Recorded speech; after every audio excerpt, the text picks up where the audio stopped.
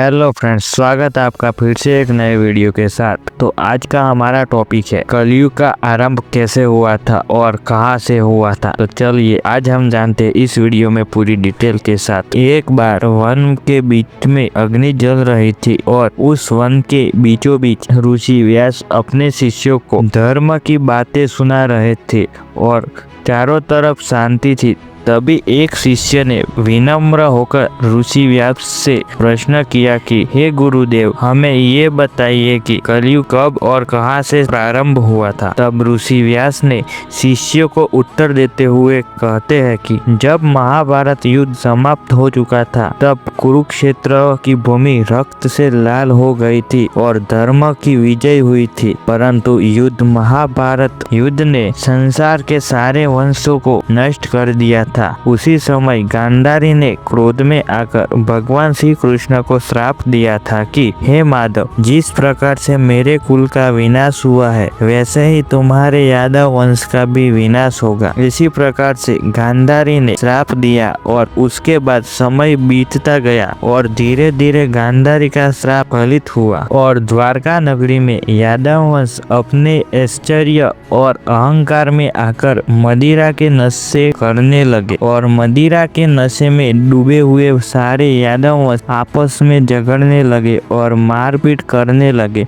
और हाथ में मुसल और शस्त्र लेकर एक दूसरे का वध करने लगे। उसके बाद धीरे धीरे पूरा यादव वंश विनष्ट हो गया और यह सब भगवान श्री कृष्ण सोमनाथ के निकट जंगल में एक पीपल के पेड़ के नीचे ध्यान मग्न होकर देख रहे थे। तभी वहां से जरा नाम का शिकारी पीपल के पेड़ के नीचे बैठे भगवान श्री कृष्ण को हिरण समझकर बाण चला देता है और सीधा भगवान कृष्ण के चरणों में जाके लगता है और शिकारी पास में जाता है तो वह भगवान कृष्ण को देखकर घबरा जाता है। लेकिन कृष्ण भगवान मुस्कुराते हुए बोले कि तुम चिंतित मत हो, यह सब नियति का खेल है।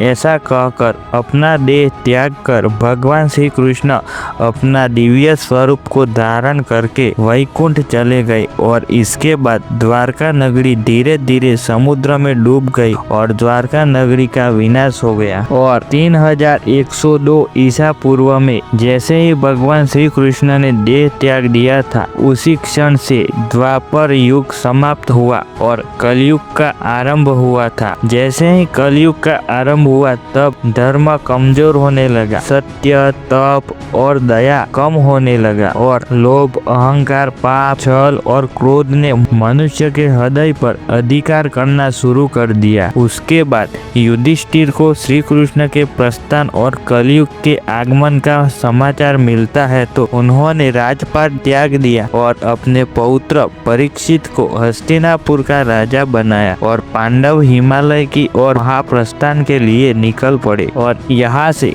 कलयुग का आरंभ हुआ ऐसा भी माना जाता है। इस तरह 3102 ईसा पूर्व में द्वापर युग समाप्त हुआ और कलयुग की शुरुआत हुई और पुराणों और शास्त्रों में कहा गया है कि कलयुग की अवधि 4,32,000 वर्ष बताई गई है और लगभग इसके 5,125 वर्ष बीत गए हैं और अभी 4,26,875 वर्ष अभी तक बाकी है। तो इस तरह से कलयुग का आरंभ हुआ था।